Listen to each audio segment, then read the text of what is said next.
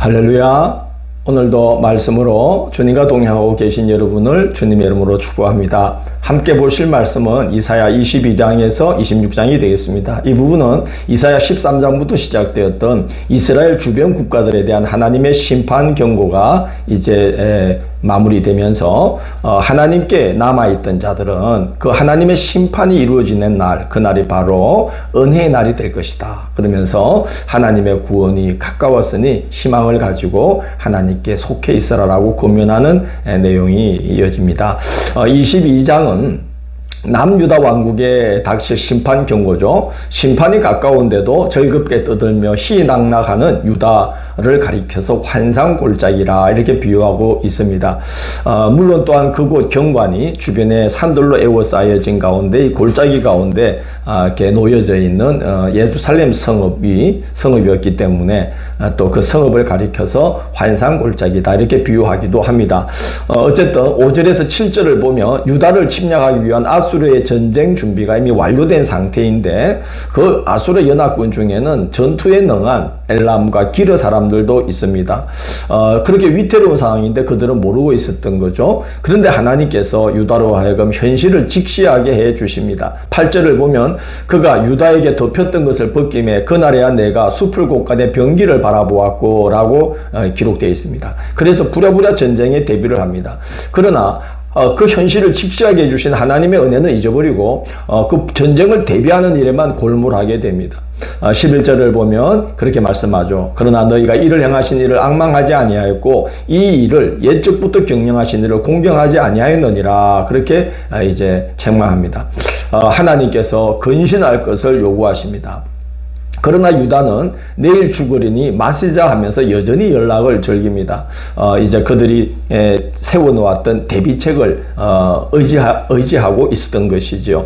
특히 고위 관료들의 일탈을 고발하는데 국고를 맡은 셈나의 부패와 일탈을 고발합니다. 이 셈나는 여러분이 열왕기서를 읽을 때에 아수르의 사네립 왕이 예루살렘을 침공했을 때에 성벽을 에워싸고 이제 그 경고와 또 전쟁을 선언하는 포고문을 이제 낭독할 때에 이제 왕실과 이제 사네립의 군대 사이를 오가면서 이제 상황을 보고했던 신하 중에 한 명이 바로 이 셈나죠.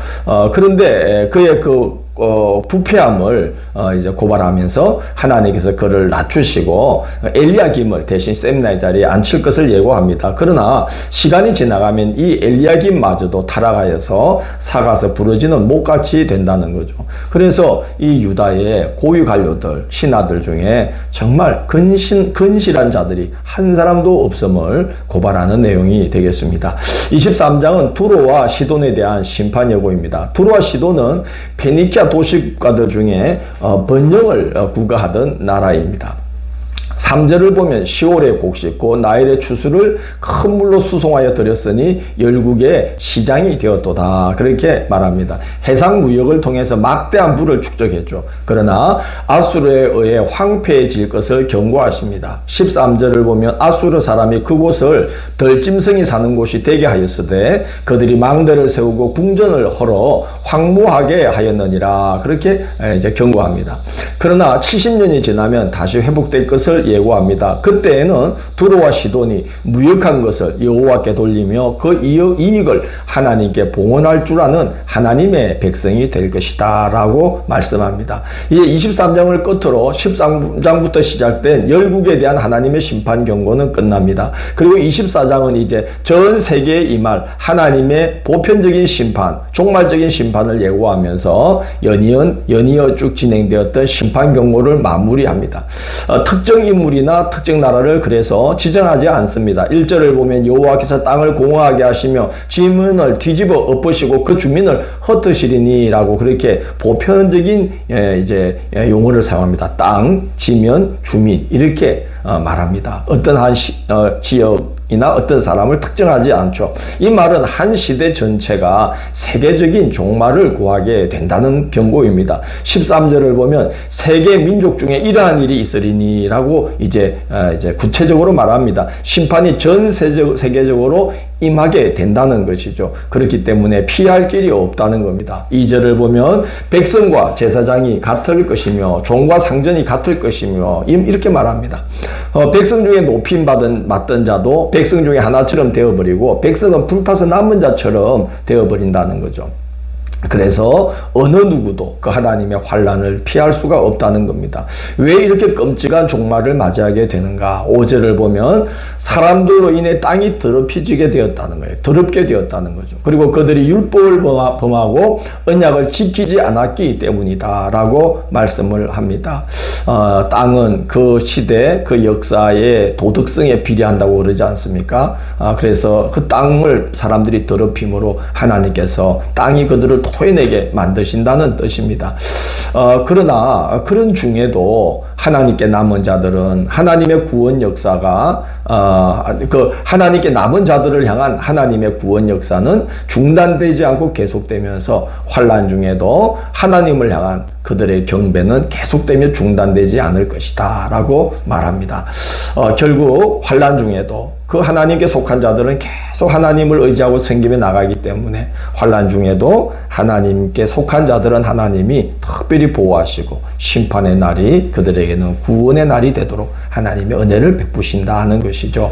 25장, 26장은 하나님의 심판의 날이 그의 백성에게는 은혜의 날이 된다는 말씀을 합니다. 포악자와 강한 민족을 하나님께서 거름물 속에 던져 넣으시고 초계같이 밟으신다는 거예요.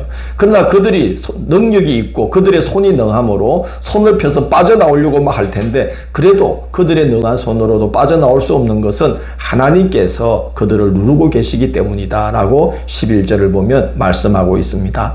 그날이 그 포악자들에게 강한 민족에게 고난당하던 하나님의 백성들에게는 구원이 임하는 하나님의 은혜의 날이 됩니다. 25장 8절을 보면 사망을 영원히 멸하시고 모든 얼굴에서 눈물을 씻겨주시고 자기 백성의 수치를 온 천하에서 제하하시는 날이 예비되어 있다고 주님께서 약속하십니다. 이건 마치 요한계시록 21장 4절에 기록된 일의 예고편처럼 느껴집니다. 요한계시록 21장 4절에 보면 마지막 때에 하나님께서 행하실 그 구원의 날에 그 백성을 이렇게 위로하신다고 기록되어 있죠. 모든 눈물을 그 눈에서 닦아주시니 다시는 사망이 없고 애통하는 것이나 곡하는 것이나 아픈 것이 다시 있지 아니하리니 라고 말씀합니다. 심판의 날이 하나님의 백성들에게는 은혜의 날이 되는 것이죠. 26장 1절을 보면 그날에 유다 땅은 여호와의 구원을 성벽과 외벽으로 삼는 견고한 성읍이 될 것이다. 앞서는 막 자기들이 그 아수르의 침략에 대비해서 성벽을 쌓고 그렇게 자기들의 노력으로 이제 자기들을 보호하려고 하겠지만 그 하나님의 은혜의 날이 임하게 될 때 그때는 유다가 성숙해져서 또 하나님의 은혜 가운데 있게 되어서 여호와의 구원이 예루살렘의 성벽과 외벽이 되는 그런 이제 은혜의 날이 된다는 거죠. 심판을 당하면서도 그러나 악인은 불의를 행하고 높이 들린 주님의 심판의 손을 보지 않는다는 겁니다. 외면한다는 겁니다. 그러나 그 심판이 이행되는 것을 보면서 세계의 거민들은 주님의 심판을 통해서 의를 배우게 되고 특별히 하나님의 백성들은 심판의 날에 주를 사모하며 간절히 기도하게 된다는 겁니다. 그래서 19절을 보면 하나님께서 주의 빛난 이슬로 땅을 적셔주셔서 땅은 주님께 속한 죽은 자들을 내놓아서 다시 살게 하시는 놀라운 기적을 베푸신다고 말씀합니다. 구약 성경에 언급된 몇 안 되는 부활신앙을 표현한 구절 중에 하나입니다.